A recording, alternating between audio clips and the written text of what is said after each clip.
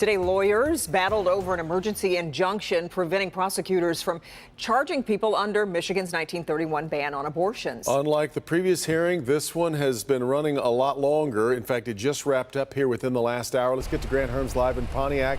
They will be back at it tomorrow morning, Grant. Devin, Kimberly, first thing tomorrow morning, in fact, they only got through 2 of the 5 witnesses today. The judge still deciding whether his initial temporary hold on that 1931 ban on abortion should be more than just temporary.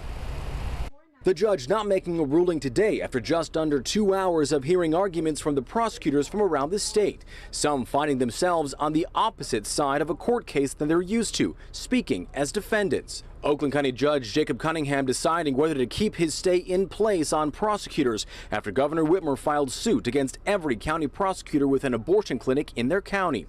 Lawyers for the governor saying the 1931 abortion ban violates the right to bodily integrity.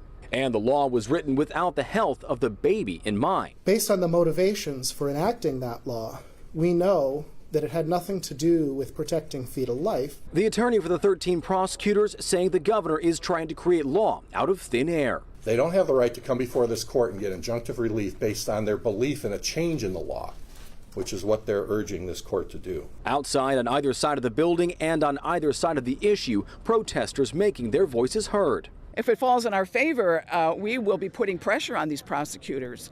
The abortion clinics that are located in particular counties need to be closed.